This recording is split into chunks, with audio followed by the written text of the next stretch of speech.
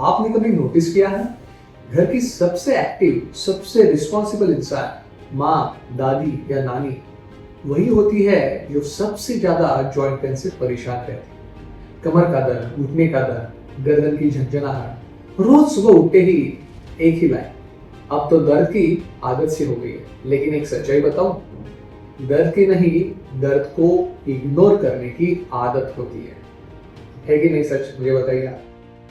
Research कहती है महिलाएं पुरुषों के मुकाबले 2 गुना ज्यादा क्रोनिक जॉइंट पेन महसूस करती है। लेकिन इसका कारण सिर्फ एज नहीं है। महिलाओं के शरीर में होने वाले हार्मोनल चेंजेस, खासकर मेनोपॉज के बाद एस्ट्रोजन हार्मोन घट जाता है और ये सीधे तौर पर बोन डेंसिटी और मसल इलास्टिसिटी को प्रभावित करता है।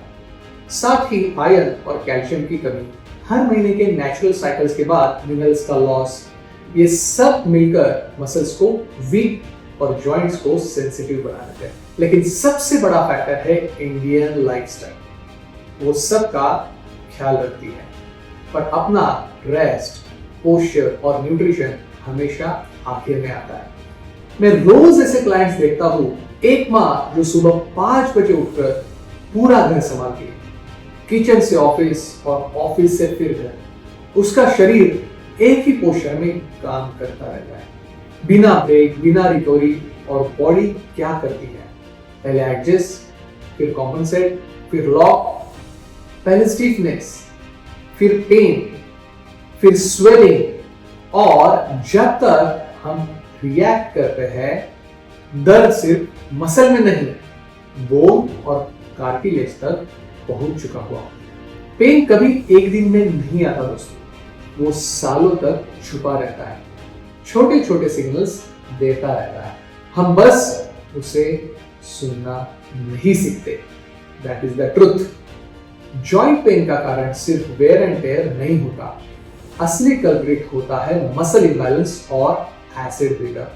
हार्मोनल इंबैलेंस के समय बॉडी का नेचुरल एंटी इंफ्लेमेटरी प्रोटेक्शन कम हो जाता है, रिजल्ट्स टॉक्सिन्स फ्लश नहीं होते और वो जमा होने लगते हैं सॉफ्ट टिश्यू के आसपास। अब सोचिए, अगर बॉडी पहले से इन्फ्लेम्ड है और ऊपर से दिन भर एक पोजीशन में काम हो रहा है, तो मसल्स नेचुरली टाइट होने लगते हैं और वो टाइटनेस मसल के अंदर छोटे छोटे नॉट्स बनाती है, ऐसे पॉइंट्स जहां ब्लड फ्लो रुक जाता है। और जब ये नॉट्स जॉइंट के पास पहुंचते हैं, आपको लगता है जॉइंट वीक हो गए हैं। असल में जॉइंट नहीं, जॉइंट को प्रोटेक्ट करने वाले मसल्स वीक और लॉक होते हैं। इसलिए मैं हमेशा कहता हूं, ये दर्द सिर्फ फिजिकल नहीं है, इमोशनल भी है। हर बार जब माँ दर्द में भी काम करती है, उसका शरीर अंदर से प्रोटेस्ट कर रहा होता है, वो सिस्टम बोल रहा होता है, बस करो, अब मुझे थोड़ा रेस्ट चाहिए। लेकिन हमारे घरों में क्या होता है, माँ का दर्द नॉर्मल मान लिया जाता है, क्योंकि उन्होंने खुद हमेशा यही कहा, मैं ठीक हो जाऊंगी, दवाई ले लूंगी। लेकिन कभी कभी मैं ठीक हो जाऊंगी का मतलब होता है मुझे समझो। तो अब सवाल ये बनता है कि इस पे सॉल्यूशन क्या है, इस पे नुस्खे क्या है? पेन किलर या सिर्फ रेस्ट? नहीं, हीलिंग के लिए चाहिए नंबर 1 मूवमेंट और रेस्ट का बैलेंस। ना ओवरवर्क, ना over sleep, simple stretching, light walk और पोस्चर अवेयरनेस ही पहला कदम है। Number 2 nutrition balance. सिर्फ कैल्शियम नहीं, मैग्नीशियम, ओमेगा 3 फैटी एसिड्स, हल्दी, फ्लैक्सीड, नट्स, सीजनल फ्रूट्स, ये बॉडी के अंदर से इन्फ्लेमेशन घटाते हैं। Number 3 stress control. स्ट्रेस सीधा हार्मोनल बैलेंस बिगड़ता है। जब स्ट्रेस घटता है तो पेन खुद कम होने लगता है। And number 4 professional correction. अपने दर्द को इग्नोर मत कीजिए जब तक वो आपके डेली मूवमेंट को अफेक्ट करने लगे, क्योंकि क्रोनिक पेन का सॉल्यूशन सिर्फ दवाई नहीं, करेक्शन है। FM4 थेरेपी में हम इसी करेक्शन पर काम करते हैं, हर पेशेंट के मसल इंबैलेंस और पोस्चर पैटर्न के हिसाब से। हम दर्द को दबाते नहीं, उसका पैटर्न समझते हैं, क्योंकि जब पैटर्न बदलता है तब दर्द सच में रिवर्स होता है।